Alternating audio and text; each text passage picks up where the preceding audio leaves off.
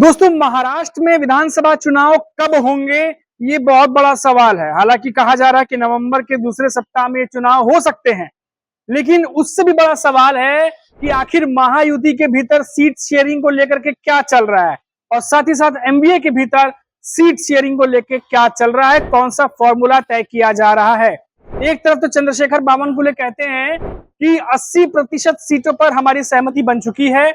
फिर जो इंडस्ट्रीज उद्योग मंत्री हैं उदय सामंत, वो कहते हैं कि 75% सीट पर हमारी सहमति बात बन चुकी है।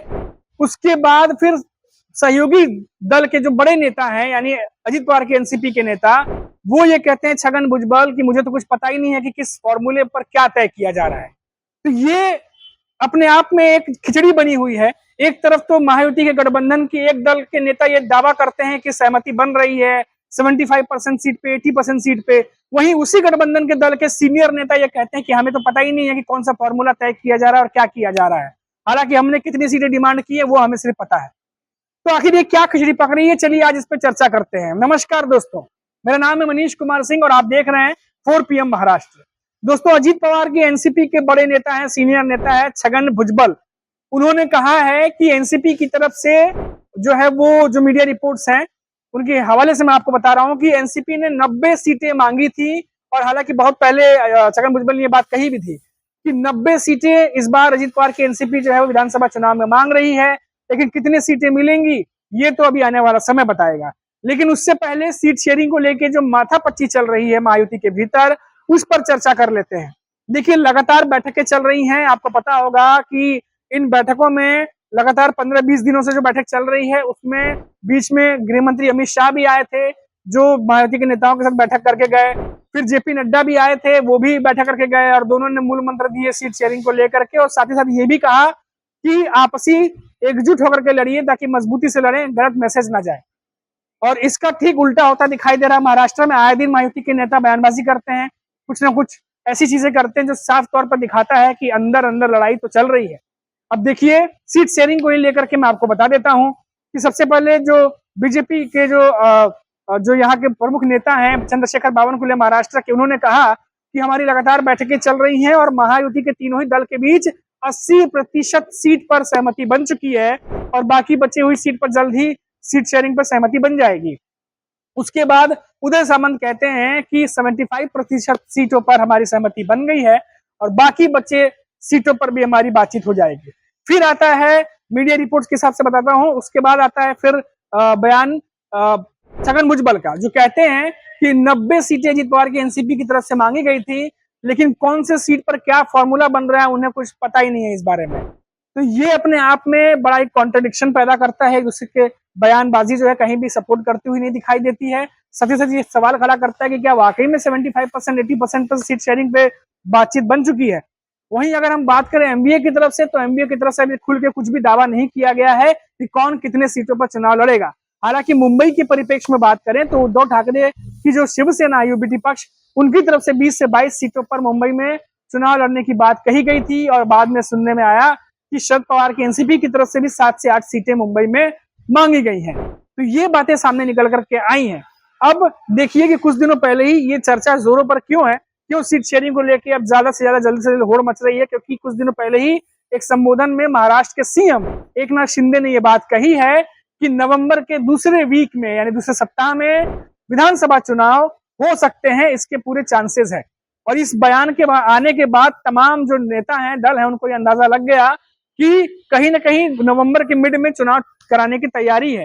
हालांकि संजय राउत का इस पर भी बयान आया है और कहा है उन्होंने कि चुनाव कब होंगे, कैसे होंगे, ये दिल्ली में बैठ के दो जो सीनियर नेता आका है क्या वो तय कर रहे हैं, जो एकनाथ शिंदे यहाँ पर कह रहे हैं कि नवंबर में चुनाव होंगे। हालांकि चुनाव आप कभी भी करवा लीजिए, लेकिन इस बार एमवीए की सरकार ही आने वाली है और उसकी सरकार आने से कोई रोक नहीं सकता।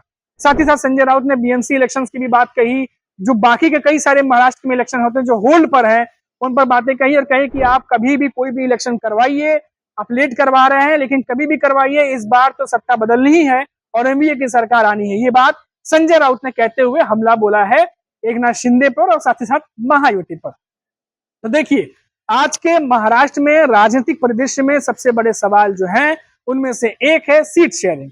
और उसी को लेकर के आए दिन मुंबई के 5 स्टार होटल्स में बड़े बड़े नेताओं के, राजनीतिक पार्टियों के जो नेता हैं वो मीटिंग करते दिखाई दे रहे हैं।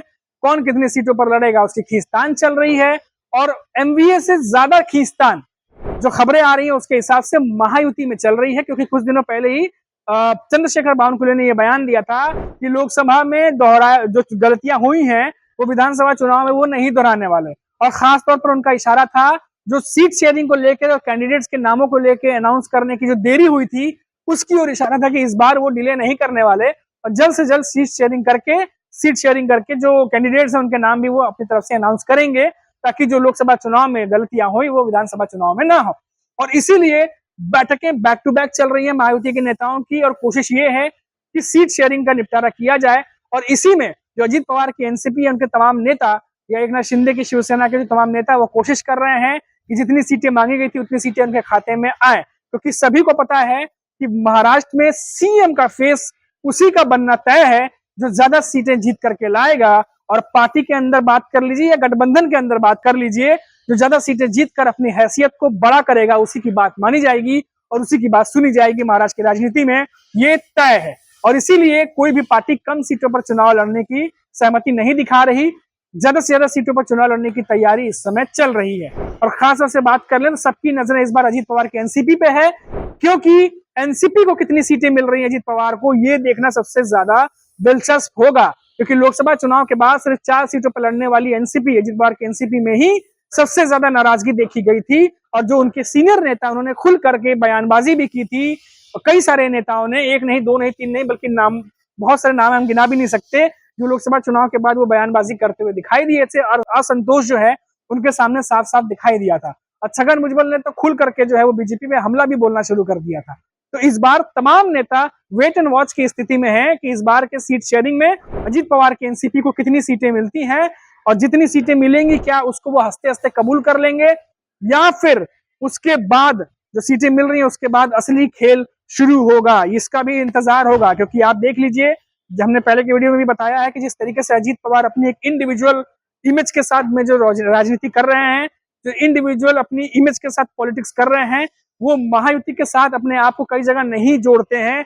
कई बड़े ऐसे फंक्शन हुए, कई बड़े ऐसे उद्घाटन हुए जहां अजीत पवार नहीं दिखाई दिए, और कुछ उद्घाटन ऐसे भी हुए जहां पर अजीत पवार अकेले दिखाई दिए।